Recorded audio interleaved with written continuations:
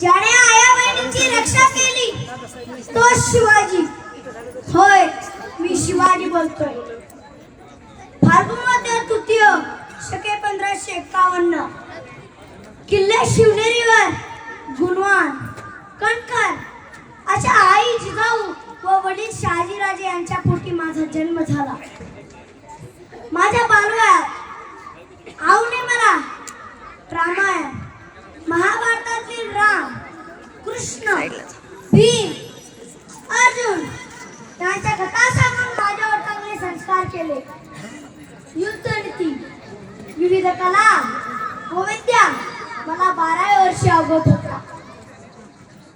मी बालपणी डोंगर, कडे, कपारी, आदिवासी, रामोशी, भिल्लो, कोळी, कुंभार, महार, तेली, मांग इत्यादी 18 पगड जातींच्या सवंगड्यांसोबत हिंडलो, फिरलो, पागडलो.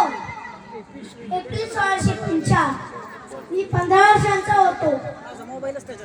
सवंगड्यांसोबत रायरेश्वराच्या मंदिरात गेलो आणि म्हणालो, गड्यांनो, इतरांच्या वतनदेवा आपण संतुष्ट राहावे का?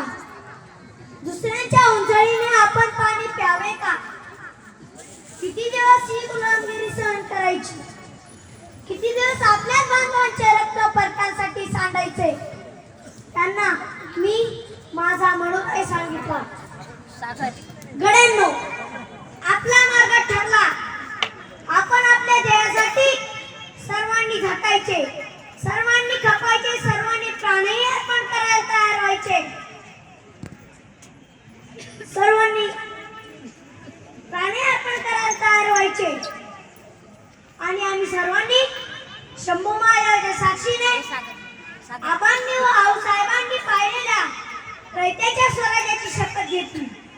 ती शपथ अशी, इंग्रज स्वराज्याच्या रूपाने हे राज्य तयार व्हावे